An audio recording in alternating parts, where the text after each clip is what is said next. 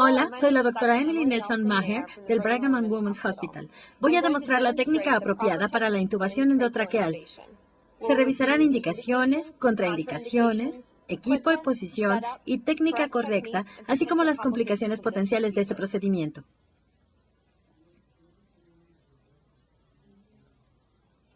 Las indicaciones para intubación endotraqueal incluyen inminencia de insuficiencia respiratoria, incapacidad para proteger las vías respiratorias, paro cardíaco y anestesia general.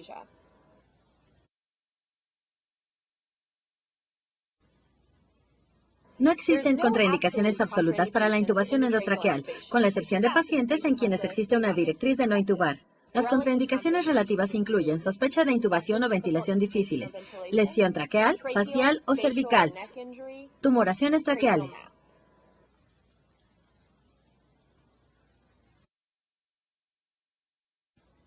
Las vías respiratorias superiores están formadas por las cavidades nasal y bucal, la faringe, la laringe, la tráquea y los bronquios principales. Las cuerdas vocales se ubican en dirección anterosuperior del cartílago tiroides a los cartílagos aritenoides. La epiglotis es un cartílago elástico que se dobla sobre las cuerdas vocales y protege la vía respiratoria de la introducción de alimentos y líquido. El bronquio principal derecho tiene un diámetro más grande, es más corto y más vertical que el bronquio principal izquierdo. Por tanto, los materiales aspirados con mayor frecuencia se dirigen hacia el lado derecho. La intubación de un bronquio principal por lo común suele ser hacia el lado derecho. Cuando se lleva a cabo la intubación, se coloca una hoja de Macintosh en el espacio entre la base de la lengua y la epiglotis, conocida como vallécula. Se presiona la hoja del laringoscopio hacia arriba y hacia adelante, en un ángulo perpendicular a la mandíbula del paciente para permitir la colocación de la sonda endotraqueal con visión directa de las cuerdas vocales.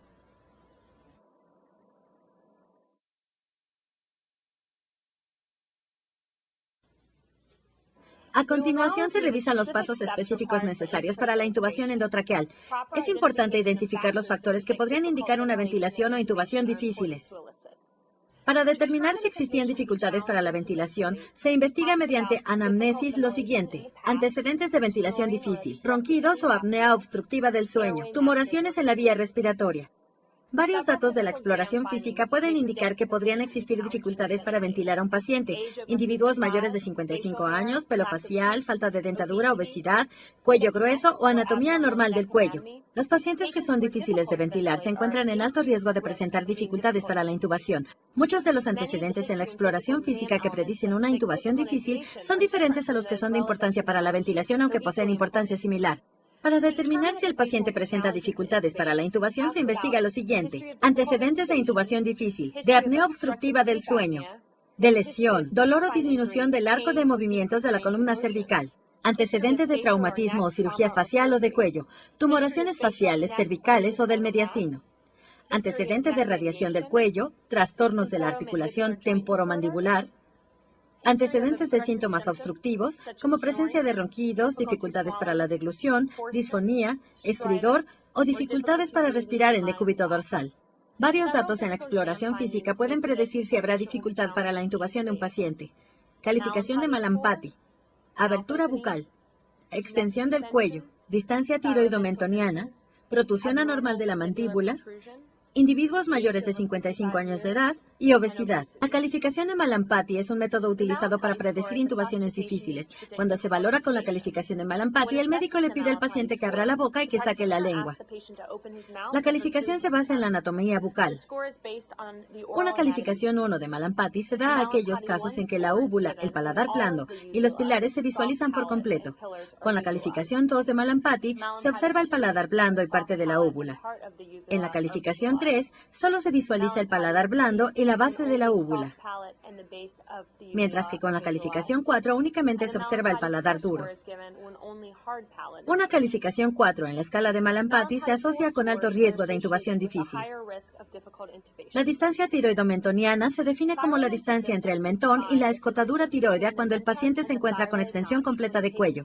Una distancia tiroidomentoniana de menos de 3 traveses de dedo o de menos de 6 centímetros en adultos indica una alta probabilidad de dificultades para la alineación de los ejes laríngeo y faríngeo para una laringoscopía directa exitosa.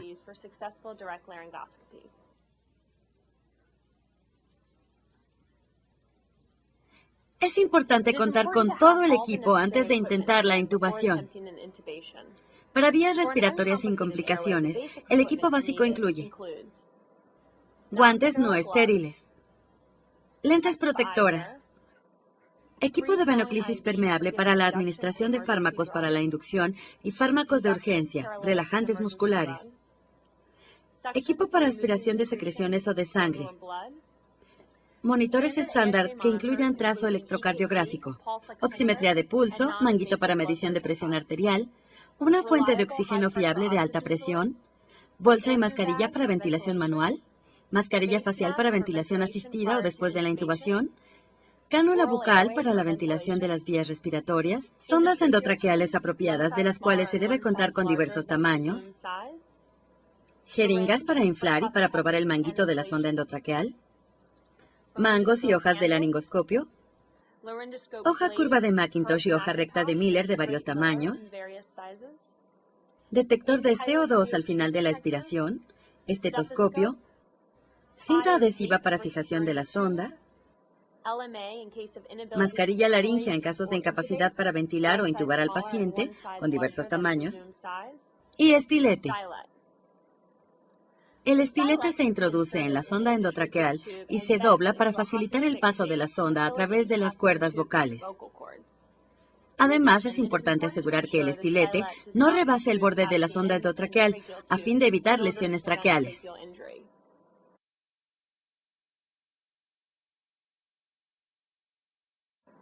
La colocación del paciente es fundamental para el éxito de la intubación. La cama del paciente debe ajustarse de forma tal que las vías respiratorias del paciente se encuentren al nivel de la línea de visión del médico. Se coloca al paciente en una posición de olfateo para facilitar la creación de una línea recta de visión desde los ojos del médico hasta la laringe, para que la abertura bucal y el acceso faríngeo permanezcan alineados. Esto puede lograrse al colocar una manta por debajo de la cabeza para elevar el occipucio casi 10 centímetros, con lo que se flexiona el cuello con la extensión de la articulación atlanto-occipital. Es útil colocar una toalla enrollada para lograr la posición de olfateo en pacientes con obesidad patológica. Antes de la administración de fármacos para la inducción de la anestesia, se asegura que existan condiciones óptimas para la intubación en el primer intento de laringoscopía.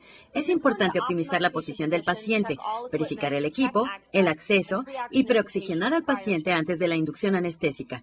La preoxigenación con oxígeno inspirado al 100% sustituye el nitrógeno en los pulmones de los pacientes, lo cual incrementa el tiempo que puede permanecer el sujeto en apnea sin que aparezca saturación de oxígeno. Se realiza preoxigenación al utilizar un flujo de oxígeno al 100%. La mascarilla facial se coloca ajustada para evitar el paso de aire ambiental. Durante 3 o 4 minutos, se permite que el paciente respire de forma espontánea con una válvula de presión abierta, con inspiraciones profundas antes de iniciar la inducción anestésica. La preoxigenación es adecuada cuando la concentración de oxígeno expirado se acerca a 85 o 90%.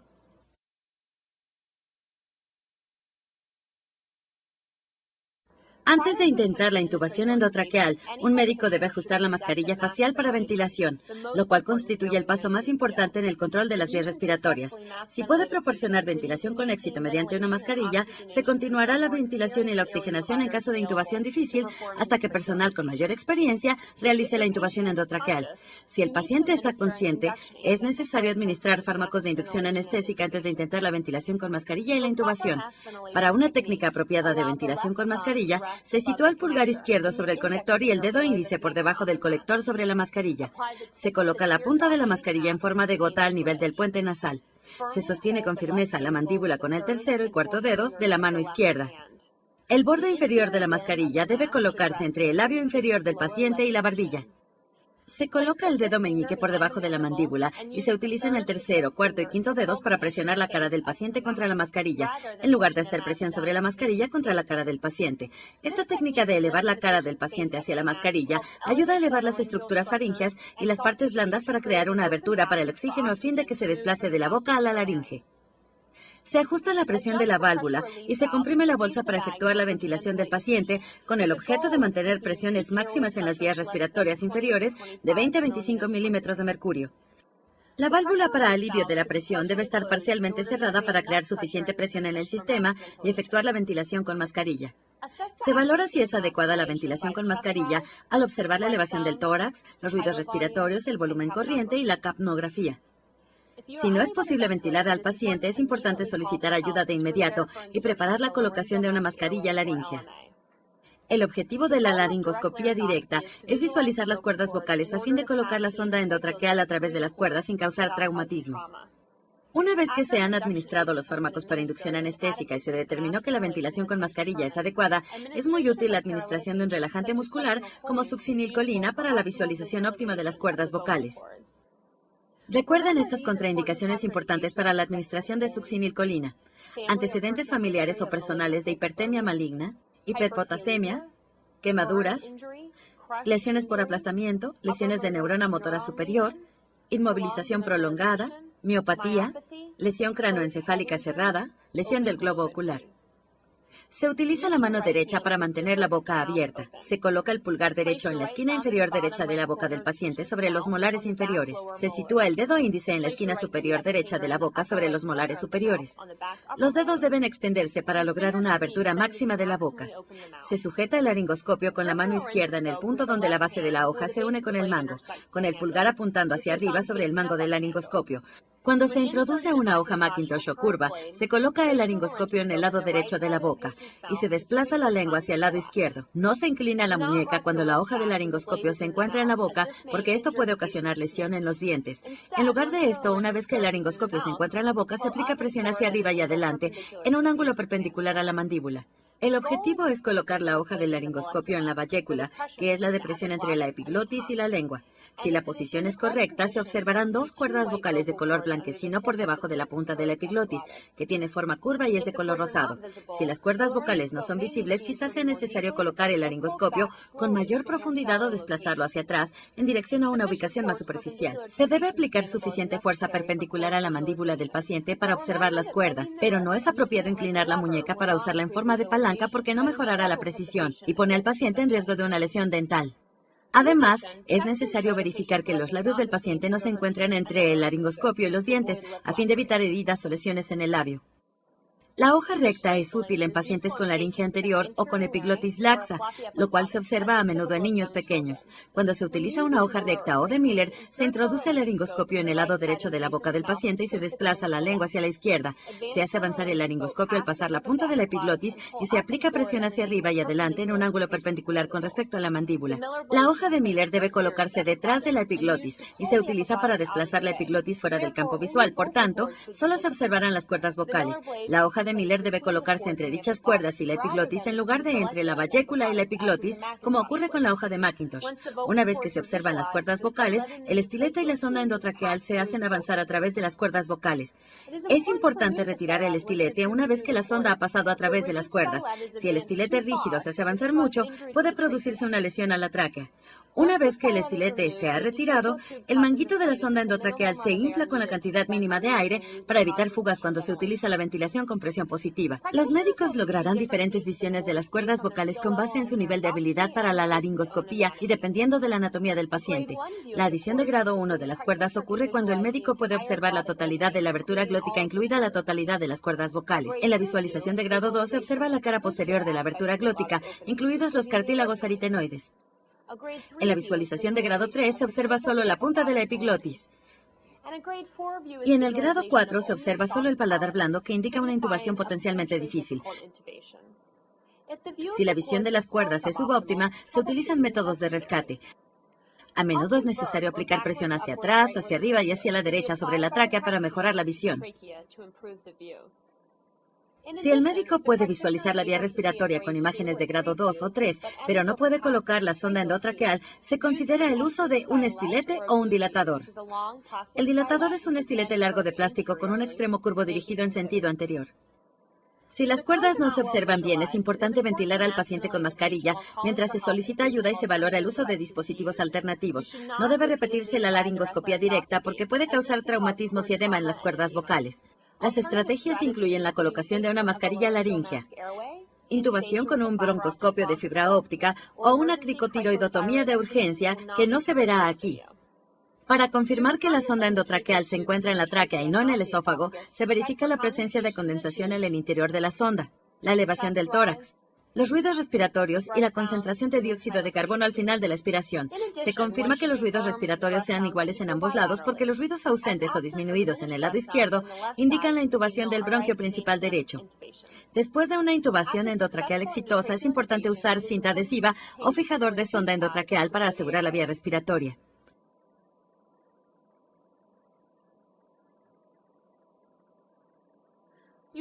Debe observarse la profundidad de colocación de la sonda endotraqueal al nivel de los dientes cuando los ruidos se ausculten en ambos campos pulmonares. Así, si la sonda es desplazada hacia adentro o hacia afuera de la tráquea, el médico lo notará y podrá colocar la sonda en la posición correcta. Es importante sedar de manera adecuada al paciente concluida la intubación para que se encuentre cómodo y no haya desalojo de la sonda endotraqueal.